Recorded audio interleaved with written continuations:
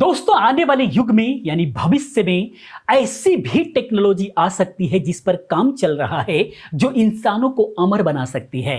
Actually अमर और अजर रहने की कहानियां तो बहुत सारे जमाने से आप सुनते हुए आ रहे हैं, क्योंकि जो दुनिया में आया है उसका जाना निश्चित है अभी तक, लेकिन फिर भी लोग अमर होने के लिए बहुत सारा प्रयास करते रहते हैं कि मैं अमर हो जाऊं, मैं इस दुनिया से ना जाऊं। बट अभी तक ऐसा नहीं हुआ, लेकिन इस पर लोग काम कर रहे हैं, वैज्ञानिक काम कर रहे हैं कि इंसान को अमर किया जा सके। अगर आप साइंस फिक्शन पर फिल्में देखना पसंद करते हैं तो आप क्रायोस्लीप के बारे में जरूर सुना होगा। एक कंसेप्ट कुछ ऐसा है कि इसमें इंसान गहरी नींद में चला जाता है, इतनी गहरी नींद में कि कई साल बाद उसका जागना वापस जिंदा होने जैसा होता है। इंटरस्टेलर में आपको यह कंसेप्ट देखने को मिलता है, जहां कैप्टन अमेरिका के एक हादसे में बर्फ में दब जाता है और सालों बाद जिंदा मिलता है, लेकिन उसकी उम्र थम चुकी होती है। वहीं सोल्जर बॉय में प्रिजर्व किया जाता है। खैर, ये सारी बातें फिल्मी हैं, लेकिन सवाल ये उठता है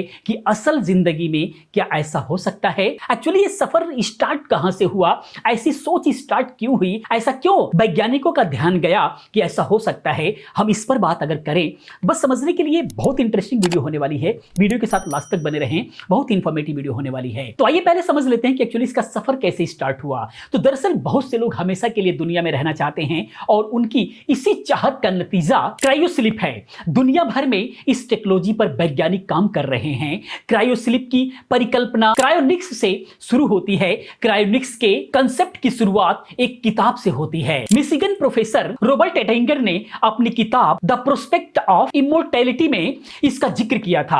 ऐसा ही नहीं है कि इसे लोगों को अमर करने के लिए ही डेवलप किया जा रहा है, बल्कि इसका इस्तेमाल स्पेस मशीन में भी किया जाएगा। इसीलिए इस पर ज्यादा जोरों शोरों से काम चल रहा है। ये इसलिए नहीं चल रहा है कि इससे इंसान को अमर किया जाएगा, बल्कि स्पेस में जाने के लिए ये मेन मकसद है जिसके लिए इस पर काम हो रहा है। लेकिन जब ये टेक्नोलॉजी आगे बढ़ जाएगी, काम करने लगेगी, लोग अमर होना चाहेंगे, लेकिन ऐसे ही अमर नहीं हो जाएंगे। इसके लिए कुछ कहानी भी है। इसके लिए अगर हम समझें तो क्रायोनिक्स शब्द ग्रीक भाषा से लिया गया है। इसका मतलब होता है ठंडा। यह पूरी प्रक्रिया एक ऐसी कल्पना पर काम करती है जिसमें किसी इंसान को -196 डिग्री सेल्सियस पर रखा जाता है, जिससे उसका शरीर खराब ना हो, ताकि भविष्य में कभी भी उसे वापिस नींद से उठाया जा सके। क्या ऐसा हो सकता है? इसका भी उदाहरण मिलेगा, बस वीडियो के साथ लास्ट तक बने रहें। वैसे दुनिया भर में बहुत से लोगों को फ्रीज करके रखा जरूर गया है। आप मैंने कई सारी वीडियोस में बताया भी है, फैक्ट वाले वीडियो में बताया गया है। अगर आप चाहें तो जाकर के वो चैनल देख सकते हैं, वहां पर मैं इस टाइप की बहुत सारी बातें करता रहता हूं। लेकिन ये लोग जिंदा फ्रीज नहीं किए हुए हैं, ये मरने के बाद फ्रीज किए हुए हैं। इनमें किसी शख्स की बॉडी को -200 डिग्री सेल्सियस तक ठंडा करके लिक्विड नाइट्रोजन से भरे कंटेनर में रखा जाता है। इस प्रोसेस के तहत किसी को अभी तक जिंदा नहीं किया गया है, लेकिन ये परिकल्पना हमें नए आयाम पर लेकर के जाएगी। क्या होता है क्रायोस्लीप का पूरा प्रोसेस, इसके बारे में अगर हम जाने तो फर्ज करिए किसी रोज हम इस टेक्नोलॉजी को इजाद कर लेते हैं, उस स्थिति में क्या होगा? दरअसल क्रायोस्लीप एक ऐसा प्रोसेस है जिसमें ड्रग्स या फिर चैम्बर या किसी और तरीके से इंसान की बॉडी के मोशन को रोक दिया जाता है। इन्हें इस उम्मीद में प्रिजर्व किया जाता है कि ये एक दिन जरूरत पड़ने पर इन्हें वापस जगा लिया जाएगा। फिल्मों में इस तरह के कई सारे सीन आते हैं, लेकिन असल जिंदगी में क्या ऐसा हुआ है? अगर हुआ है तो क्या है इसकी सच्चाई, इसके बारे में भी हम लोग जानेंगे।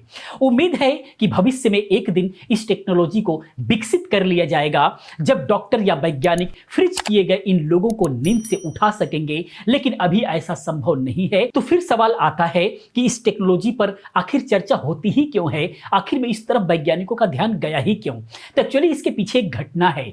हुआ क्या कि साल 2016 में पेंसिल्वेनिया में जस्टिन स्मिथ नाम के एक युवक के साथ कुछ ऐसा हुआ जिसकी सालों से सिर्फ कल्पना की जा रही थी। 26 साल का जस्टिन स्मिथ रात को घर से बाहर निकलता है और लौट कर नहीं आता है। जब घर वालों ने उसे खोजा तो वह घंटों से बर्फ में दबा हुआ था।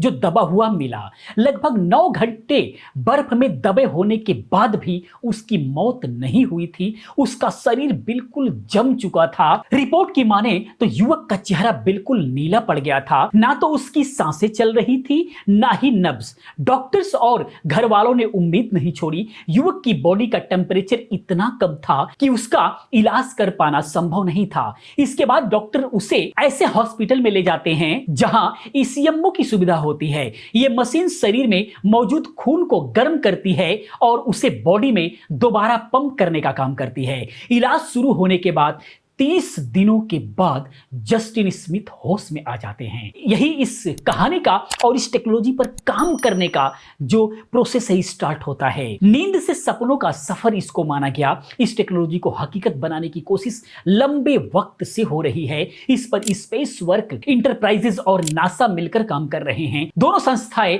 इस तरह का स्टैटिक चैम्बर तैयार करने की कोशिश कर रही हैं जो क्रायोस्लीप को हकीकत बना सके। इन संस्था का मानना है कि अगर ये कंसेप्ट तैयार हो जाता है तो किसी स्पेस मशीन को पूरा करना काफी आसान हो जाएगा। मसलन मंगल ग्रह पर इंसानों की बस्ती बसानी हो या फिर किसी और ग्रह पर जांच दल को भेजना हो। क्रायोस्लीप इन मशीन के सफल होने के जांच को काफी ज्यादा बढ़ा देगा। दरअसल किसी को होश में स्पेस में भेजने से उसकी उस शख्स को शारीरिक और मानसिक रूप से तैयार करना पड़ता है। बहुत ही पहले से तैयारी चलती है, बहुत ही सारे कारनामे करने पड़ते हैं। वहीं अगर किसी को नींद में स्पेस में भेज दिया जाए तो उस पर स्पेस यात्रा के दौरान पड़ने वाला जो प्रभाव है वो बिल्कुल भी कम हो जाएगा। वो आसानी से स्पेस में जा सकता है। ये पूरी कहानी किसी सपने के सच होने जैसा है, यानी एक गहरी नींद जो सपने लेकर आती है और सपने जिसे साकार करने के लिए इस नींद को चुना गया है। यानी कहने का मतलब अगर ये सपना साकार होता है और ये नींद मिल जाती है लोगों को जो अपने हिसाब से इस पर कंट्रोल कर सकते हैं, हैंडल कर सकते हैं, तो कहीं ना कहीं स्पेस में कहीं पर भी भेजने में वैज्ञानिकों को बहुत ही आसानी होने लग जाएगी। और साथ में ही कुछ चीजों को इस तरीके से नींद में सुलाकर रखकर हजारों साल बाद जो है उसको वापिस जिंदा किया जा सकेगा। क्या ऐसा संभव है? एक्चुअली इस घटना के वजह से ही लोग इसको संभव करने की कोशिश कर रहे हैं। 9 दिन बहुत होता है और उसके बाद इलाज के बाद 30 दिन के बाद होश आना और धड़कनों का चल जाना, उसमें जान आ जाना, एक बहुत बड़ी बात है। इसीलिए इस पर लगातार काम चल रहा है।